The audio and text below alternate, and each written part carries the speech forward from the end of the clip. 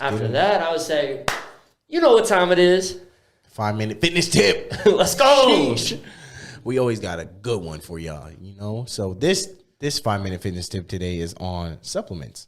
Sheesh. So, and not to get it confused with nutrition. I hate him. So we had a little debate, you know. You can answer it in like the comments or if you guys think. But yeah, we just supplements and nutrition should be its own separate category. Yeah, so we'll break it up. We'll break it up for today because we were saying, you know, all rectangles can be a square, but not all squares can be a rectangle. Yeah. However that goes. I don't know. Geometry was rough. But just know that supplements and nutrition. We'll break it up because some supplements are, you know, provide a lot of nutritional value, and then some supplements are, you know, they provide other needs and solutions for you. I wasn't saying that earlier. That's what's crazy. No, but today breaking it down, just kind of for the new gym goer, one of the first things they always say when we get them started is like, okay, what protein do I need on that protein? Yeah, what's gonna make me big, or what weight loss thing is gonna help me lose weight? And agree. I don't know if you'll agree or disagree with me, Sean, but I think the number one thing before we break this down is supplements are exactly what the name says. Like, they are meant to supplement and complement an already great nutrition program, and to find like the deficiencies or the pitfalls in your nutrition program, and then you would then add it with this. Yeah. So it's not the end all be all. I promise you, I don't care what they say at GNC, nutrition shop, whatever, even at your local gym. If they telling you that you need this protein to get to your goal, like this supplement to get to your goal, you need to reevaluate that. Yeah. I mean, again, like proteins and supplements, just supplements in general, I guess we're going to just talk about proteins because those actually deliver like nutritional value to your actual diet. So when like picking out proteins, one, you got to figure out like what your diet plan is and like kind of like how you're going to influence that protein into your diet. Because I know like when I first started out, like I wanted just as much mass as possible. And like I wanted to gain as much like body mass. So I went with such a like high calorie count protein and such a, like a high, like dense protein where it was to the point where it was like almost like a meal replacement. Okay. But it was just definitely like a third meal where I couldn't like always continuously eat, where it was just like, this is quick and easy. So it was like 3,000 calories or like 2,000 calories in one shake. And I was like, drinking those like every day. So it's like, that blew me up from like, and one, I was super bloated because you got to think all that sodium in there and all that like other stuff that's in the protein powder that just bloated me. But hey, I put on a lot of great mass on that time. So you got to think. And then there's also like whey protein. There's like, just regular like casein protein, like, so there's a whole bunch of stuff that you can take, and it's like, you realistically, one, do your research first, like understand like what you're putting in your body and understand like if that's going to fit your like your actual diet and if that's going to help you with whatever your goal is. So but a lot of people take like protein for like one, like regeneration and like kind of like helping out with protein synthesis and like feeding like fat, like speeding up recovery, stuff like that. Yeah. So yeah. And first off, I ain't a dietitian. I do not have a PhD in protein synthesis. All right. That's not me. So in anything. Yeah. But we don't got a PhD in anything. Yeah. Do you need protein to get to your goal? No. The short answer is no. In a supplement form. Do you need it? Yes. To get to your fitness goals? Protein as like what protein is? Yes. Absolutely. I would say to Sean's point, like that's one of the biggest pieces when it comes to recovery. So whether your goal is to lose weight or gain weight, you got to recover, and you stimulate stress and growth in the gym. But where that truly happens is going to come in the regeneration portion or in your nutrition portion. But if you're not getting enough protein in, you're not doing all that you can to help you build that lean muscle mass back. And you got to get that in. You know, some people say you need a certain range. That could be anywhere from like 0.5 all the way to 1 gram per pound you weigh.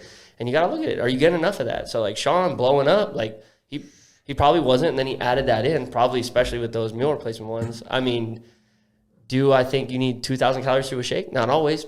But you're never going to get bigger if you're not in a calorie surplus. So you 100%. need to get it somehow. If you can't get in that meal and you're like, he was in the military. Like, there's certain times he probably couldn't sit down on duty and eat. And so he took that shake and he's like, I can sip a shake. 2,000 calories in a shake, boy. That was a hefty shake. I swear to God. And it was called Serious Mass. I think that's what I was taking. Low-key think I used to take that too. I think that's what I was taking. And it was literally like 2,000 calories and like 65 grams protein. What color was the container? I think it was blue. Bro, I used to, with yellow letters? Yeah. I used to take that. Like, when I got really lean out of high school, I was like, man, I'm too lean, and I wanted to pack on some muscle mass. That's literally what I took. It was that one. And boy, I put on some muscle mass for sure. Like, I think I put like 15 pounds of like muscle on. Or like, I don't think it was actually all muscle. And again, not due to the shake, due to the work he was putting in on top of getting the protein required. Because if you just take the shake alone, bruh, there's people that like get it confused where they're like, oh yeah, I take the protein shake, and then like they continuously take the protein shake and don't work out. And they're like, oh, like it's not helping me out, I'm getting fatter. Like, that's because you're like just putting extra calories in your body and you're not burning those extra calories. So it's like you're literally like just adding more food and more like nutrition into your diet. So it's like it's doing the opposite of like what you want it to do. Yeah, protein's not magic, but it can be calorie dense. So you got to think about it. Even from the leanest versions, which is like you can look at it either hydrolyzed or like a whey isolate. Usually if you get, a protein supplement, it'll probably come out to like 120 calories if it's a pretty lean one like that. A couple of carbs just to help out with the sweetening of it. But I guess what are the differences? Because that's one big thing. They're like, when they look at a wall of supplements and they all say protein, or some of them say serious mass, some of them say like recovery, blah, blah, blah. The big three are whey isolate, whey concentrate, and then casein. And these are all dairy, right? Some of them can be lactose free because it's so synthesized and broken down, but this is a dairy protein. And then you have plant-based. And then you have these different types of plant-based pea protein, soy protein, stuff like that. So, but of the big three that are on the market right now, in the dairy form, like what are the difference between those ones? So casein protein is like a slow digestive protein. Okay. I know. I think I used to take casein like at night during like your body goes through that like fasting stage at night, where it's not getting any like consumption and stuff like that. So, I used to take like casein at night just because it was like a slow digestive, so it would kind of like help throughout like my whole like while I sleep essentially. And then there's like the whey isolate, where it's just like a finer form of like protein. I think they come from like soy and stuff like that. I don't know exactly where the whey isolate comes into. I'm not really a big protein person, so I don't really know the difference. So maybe you do. I was like, I just told you it was dairy. No, you say this way. So no, whey isolate it's just like synthesized or micro. The correct term I think they use is hydrolyzed. So they're just like breaking it down. It's finer. It has a quicker absorption rate. So that's like whey isolate. It's the fastest absorbing, and it's just like it's isolated to that molecule. Whey concentrate is not quite as synthesized from my understanding, but it's quicker than casein. And with that, you'll see, because of how broken down they are, isolate is the smallest caloric like density, and then concentrate, and then casein in that form. And you were spot on with casein. It's like a little bit slower absorbing. So usually you'll see the brands selling for like weight loss / lean muscle are going to be isolates. The gainers you're going to see, they call them like multi-time release, and they'll have like a combination of all three.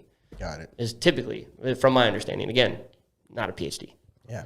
No PhD over there. Check your facts, because who knows? People, they don't know. I could just be telling you ruckus on there. But this is years of experience, couple certifications, and you could look most of that up. Is that what I said? What did I say? Certifications. I broke it up. So definitely do your research before you get into any like type of supplements, whether that be proteins or pre-workouts or creatine, stuff like that. Like, you want to make sure you're doing your research to see if it's like your actual goals and like what you want to achieve in the gym, and two, if it's like something you actually need in your body. Because like some of these supplements are just like, I'm not gonna lie to you, like they're bullshit. And it's like you get all this like nutrition and like nutritional value in food throughout the day, and it's like you're just putting like some extra stuff in your body to the point where like you don't even need it, and it just gets broken down into like sugars and fats. Again, always start with whole foods. That's the best way to do it. If you need an extra couple grams of a specific thing, that's where you can look at supplementation. And again, do your research on the brand and also that specific like macronutrient that you're trying to get from that supplement. Because a lot of these maybe or maybe aren't FDA approved. A lot of them don't have to be, I think, in the state of California, because they're technically not a food. I forget what they call it, but it's technically not a food. It's like kind of like, it's not even, some of them are considered dietary supplements. Some of them aren't even considered that. So a lot of them can be filled with a bunch of junk. So also check the ingredients. Typically, when they break down the ingredients label, that's everything that's in it, and it's in order of how much of it is in it.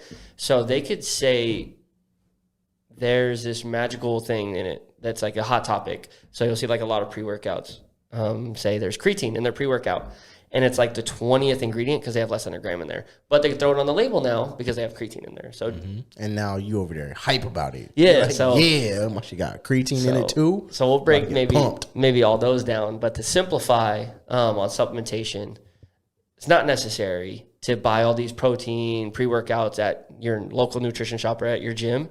Understand your nutrition and where your deficiencies are, and then go from there. And do your research.